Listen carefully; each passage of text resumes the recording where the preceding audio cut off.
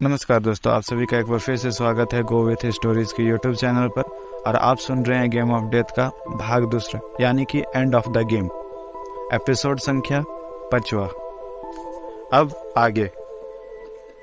अजब सिंह की हत्या पर गौर करके कहूँ तो इस बार भी करीब करीब वही सब कुछ दोहराया गया लगता है। लड़की को बड़े ही भयानक तरीके से पहले कत्ल किया गया, फिर उसकी लाश को जला दिया गया, जैसा कि अजब सिंह के साथ किया गया था।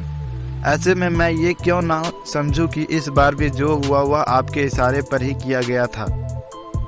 मैं ऐसा क्यों करूंगा इंस्पेक्टर साहब? फिर कोई वजह भी तो हो, या आपको मैं सनकी दिखाई देता हूँ जिसने बेवजह कई जाने ले ली? सनकी नहीं मुखिया जी, चालाक दिखाई दे रहे हैं। किसी कारण से आप नहीं चाहते कि गांव के लोग उस हवेली के आसपास जाना शुरू कर दे। आप उन सबको डराकर रखना चाहते हैं, इसलिए आज तक तो भूत प्रेतों की भ्रांति को हवा दे रहे हैं। अजब सिंह के साथ जो कुछ हुआ वह 20 साल पहले घटित हुआ था। जाहिर है इतने लंबे अरसे में लोग बाग उस घटना को भूलने लगे होंगे। फिर नौजवान पीढ़ी तो वैसे भी इस तरह की बातों पर यकीन नहीं करती। यही वजह रही कि आपको एक बार फिर से वहाँ कुछ भयानक कर दिखाने याद आ गया हो, जिसका शिकार इस बार एक मासूम लड़की बन गई। ऐसी लड़की जिसकी आपके साथ कोई रंजिश नहीं थी। आप गलत कर रहे हैं साहब। जरा सोचकर देखिए कि हवेली को भूतहा साबित करके भी मुझे क्या हासिल हो जाएगा। हो सकता है आप उसे खरीदना चाहते हो, मगर जगह इतनी बड़ी है कि कीमत चुका पाना आपके वश में नहीं है।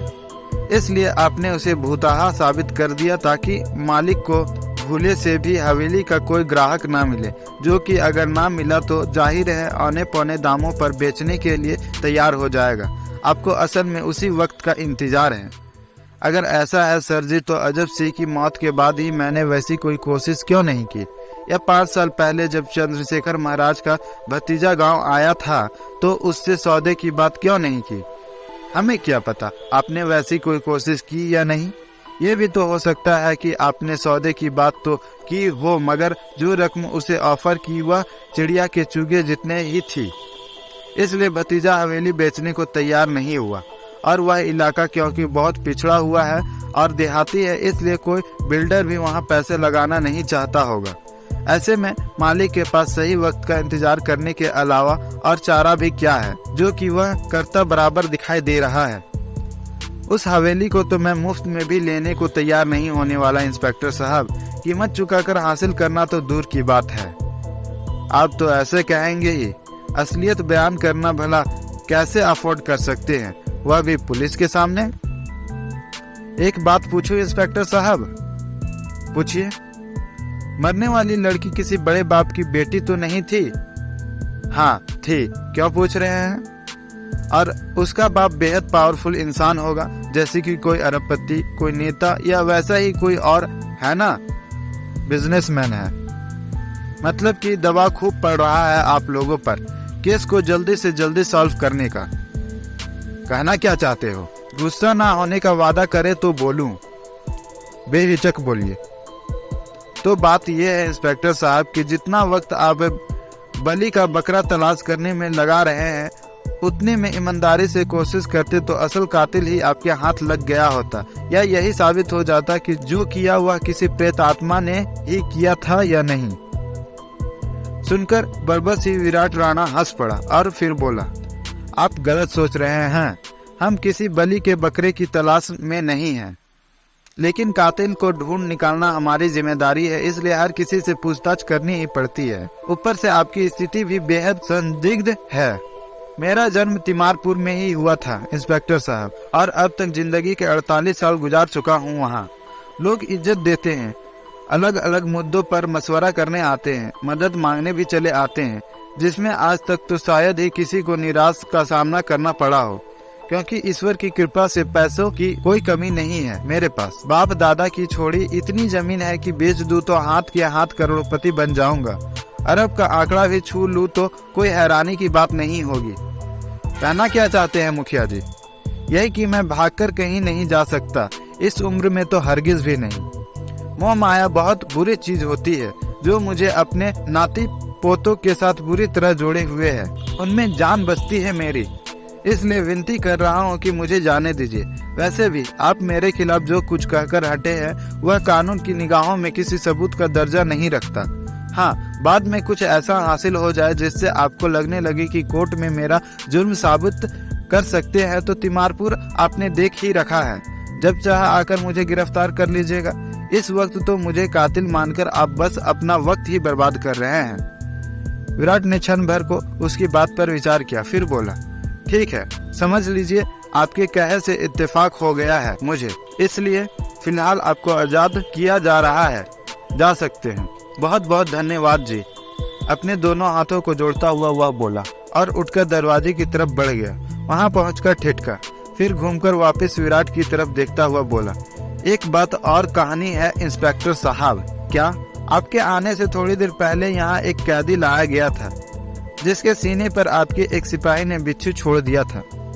वह कैदी डर के मारे बुरी तरह से चीख चिल्ला रहा था और बिच्छू को हटा लेने की मिन्नतें कर रहा था। सिपाही की शिकायत कर रहे हैं आप? ना जी, मैं कौन होता हूँ किसी की शिकायत करने वाला, मगर इतना कहना चाहता हूँ कि हम गांव के लोग 100 कदम दूर से ही बिच्छू को पहचान सकते हैं, जबकि वह तो मेरे से 7-8 फीट की दूरी पर ही था। मतलब क्या हुआ मुखिया जी? बस इतना साहब जी कि आगे से मुझ जैसे किसी देहाती को डराना हो तो असली बिच्छू मंगवा लीजिएगा, कहकर वह कमरे से बाहर निकल गया। विराट और जोशी क्षण भर को हकबकाए, फिर जोर से हंस पड़े। दिमाग तो चक्कर घिन्नी बनकर रह गया सर इस केस में। सुलभ जोशी मुखिया की खाली की गई कुर्सी पर बैठता हुआ बोला, जिसे देखो वही एक भयानक कहानी सुनाने बैठ जाता है। लेकिन कहानी ऐसी है जोशी साहब जिसमें हर किसी का कहा आपस में मैच हो रहा है, कहकर उसने जेब से सिगरेट का पैकेट निकाला और सुलगाने का उपक्रम करता हुआ बोला, हवेली में भूतों का उत्पात पापी मंडली पहले ही कबूल कर चुकी है। नकुल उसी बात को डंके की चोट पर साबित कर चुका है। आगे गांव के लोग तो उन बातों के गवाह भी हैं। मुखिया के बेटे और बहू की मौत को भी जोड़ दो तो हमारे पास ये दावा करने का कोई औचित्य नहीं रह जाता कि सब झूठ बोल रहे हैं, कहानी सुना रहे हैं। एक बार को हम ये मान सकते हैं कि मुखिया और गांव वाले एक जैसा बयान दे सकते हैं या उन सबकी मिली भगत से वैसी कहानियां सामने आ रही थी, मगर नकुल वह तो प्रवीण सिंह को जानता तक नहीं होगा। इसी तरह पापी मंडली भी शनिवार की रात पहली बार ही उससे मिली थी। ऐसे में हर कोई एक मिलती जुलती कथा कैसे कह सकता है? यानी प्रेतों का वास बराबर है उस हवेली में। कबूल करते कलेजा फटता है, लेकिन कोई ना कोई गड़बड़ तो जरूर है। अगर नहीं है तो भी हमें अपने स्तर पर उस बात को साबित करके देखना होगा, ताकि आगे इस बात को दरकिनार करके जांच आगे बढ़ा सके कि केस में किन्हीं पैरानॉर्मल एक्टिविटीज का दखल है। तब हमारा पूरा ध्यान किसी लौकिक हत्यारे पर होगा, इसलिए कातिल को ढूंढ निकालना भी आसान हो जाएगा। जबकि अभी तो हमारा हर कदम 2 हिस्सों में बटा हुआ है। पैरानॉर्मल घटनाएं कोई अचंभे की बात नहीं है सर। अमेरिका जैसे विकसित देश तक मानते हैं कि इस तरह की चीजें संसार में मौजूद है। भूतों को पकड़ने वाली मशीनें तक इजाद कर ली गई है, जिनमें Geiger counters, electromagnetic field detectors, ion detectors, infrared camera और सेंसिटिव माइक्रोफोन्स इत्यादि तो बेहद प्रचलित बताई जाती है। लेकिन उनकी पकड़ में कोई एक भूत भी नहीं आया होगा आज तक। जबकि आम सुनने को मिल जाता है कि वैज्ञानिक तक ऐसी बातों पर यकीन करते हैं या फलना जगह रिसर्च में ये सामने आया कि भूत होते हैं। मगर जब उन बातों की तह में जाओगे तो सहज ही पता लग जाएगा कि असल में वैसा कुछ भी नहीं हुआ था। जहाँ तक मैंने पढ़ा है, भूतों और आत्माओं पर अध्ययन करने के लिए 1882 में सोसाइटी फॉर फिजिकल रिसर्च बनाई गई थी, जिसकी प्रेसिडेंट और इन्वेस्टिगेटर इलेनोर सिडविक नाम एक महिला थी। उसे असली फीमेल घोस्टबस्टर कहा जाता था। इस सोसाइटी ने भूत प्रेत जैसी चीजों पर गहरा रिसर्च किया, लेकिन हम तो गोतवा व फिजूल का ही काम साबित हुआ था।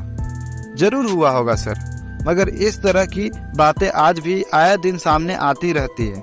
बल्कि भूतों की तो कहे ही क्या, पुनर्जन्म भी साबित हुआ बताया जा चुका है। ऐसे में क्या सच है क्या झूठ है, अंदाजा लगा पाना संभव नहीं है। हम मुद्दे से भटक रहे हैं जोशी साहब। सॉरी सर, बताइए क्या करना है? मजाक में मुंह से निकली बात को अब अमल में लाकर दिखाना है। यानी हवेली में रात गुजारनी होगी? बेशक, इसके अलावा और कोई चारा नहीं है। अगर भूत है तो वह हमें ये सोचकर नहीं बख्श देंगे कि हम पुलिस वाले हैं, इसलिए सामने जरूर आएंगे, उत्पात भी पक्का मचाएंगे। तब या तो हम उसके होने पर यकीन कर लेंगे या फिर मान लेंगे कि फिर सुनी सुनाई बातें हैं। इससे बेहतर भी तो कुछ हो सकता है सर। क्या किसी बड़े तांत्रिक को अपने साथ लेकर चलते हैं, भले ही हम ऐसे लोगों पर यकीन नहीं करते हैं, मगर उनका नाम खामा-खा तो नहीं हो गया होगा। आंशिक रूप से ही सही, कुछ तो जानते ही होंगे। हमारे कलीग्स को पता लग गया जोशी साहब तो हंसेंगे हम पर, और बात कहीं साहब लोगों के कानों तक पहुंच गई तो लेने के देने पड़ जाएंगे। जैसे आपको परवाह है ऐसी बातों की। भाई, जिस बात में लॉजिक ना हो उसकी तो परवाह करनी ही पड़ेगी ना। खबर तो तब लगेगी ना सर जब हम लगने देंगे। इसलिए मेरी मानिए तो एक बार किसी तंत्र मंत्र के ज्ञाता को आजमाकर देख ही लेते हैं, और कुछ नहीं तो हमारी ये सोच ही पुख्ता हो जाएगी कि तंत्र मंत्र सब बेकार की बातें हैं। एक बार फिर सोच लो जोशी साहब। सोच लिया सर, जो होगा देखा जाएगा। इसलिए किसी तांत्रिक को पकड़कर हवेली की सैर करा देते हैं इस बार। तांत्रिक जैसा कि बाबा महाकाल या नकुल, या फिर दोनों। नकुल भला हमारी बात मानने को तैयार क्यों होगा? भांजी मरी है उसकी, हमारी हेल्प करना तो बनता ही है। ठीक है, फोन लगाओ उसे, ज्यादा से ज्यादा इनकार कर देगा और क्या। जोशी ने लगाया, फिर संपर्क होते ही ये कहकर मोबाइल विराट को थमा दिया कि इंस्पेक्टर साहब बात करेंगे। कहिए विराट जी, क्या बात है? उसने बताया। लाइन पर चुप्पी छा गई। क्या हुआ? और कुछ नहीं तो यही कह दीजिए कि नहीं आ सकते। आने से मुझे ऐतराज नहीं इंस्पेक्टर साहब, नकुल बड़े ही गंभीर लहजे में बोला। हालांकि जो बात मैं पहले से जानता हूँ उसे साबित करने की कोशिश बेवजह काम लगता है, फिर भी मैं आपका कहना मानने को तैयार हूँ। लेकिन क्या लेकिन? वह बहुत ताकतवर है, मैं चाहकर भी उसका मुकाबला नहीं कर पाऊंगा। तब होगा ये कि मेरे साथ साथ वहाँ जो कोई भी मौजूद होगा मारा जाएगा। प्रेत आत्माएं ऐसी ही होती है, या तो काबू में आ जाती है या काबू करने की कोशिश करने वाले को खत्म कर देती है। बीच का कोई रास्ता नहीं होता। ऐसा कहना भी तो इनकार की श्रेणी में ही आता है नकुल जी। नहीं, बस चेतावनी दे रहा हूँ। बाकी मौत का क्या है, एक दिन तो आनी ही है। इसलिए आप जो चाहते हैं वहाँ चलकर करने को तैयार हूँ। हम एक और तांत्रिक को अपने साथ ले आया तो उससे कुछ भला हो सकता है। अगर कोई बहुत पहुँचा हुआ हो तो ला सकते हैं। किसी ऐसे गैर को पकड़ लाया तो उसका खून भी आपके सर ही होगा। साबित तो यही करता है कि खुदा से भी 10 हाथ ऊपर।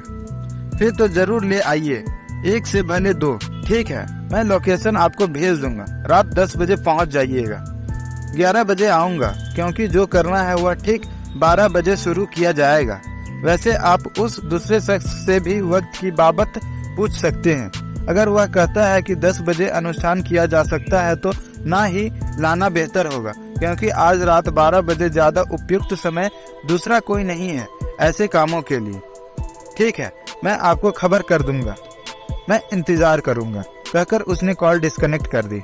नकुल तो एकदम श्योर जान पड़ता है जोशी साहब। क्यों नहीं होगा सर, आखिर भुगत जो चुका है। अब मैं बाबा महाकाल को फोन लगाता हूँ, देखे कम वक्त तैयार भी होता है या नहीं। चलकर आमने सामने बात करते हैं ना सर, तब उसे राजी कर लेना ज्यादा आसान काम होगा। विराट ने क्षण भर उस बात पर विचार किया, फिर उठता हुआ बोला, पहले किसी दूसरे के नंबर से कॉल करवा कर जान लेते हैं कि अवेलेबल है या नहीं। हम खुद पूछेंगे तो बहाना कर देगा। ठीक है, चलिए। तत्पश्चात दोनों इंट्रोगेशन रूम से बाहर निकल आए।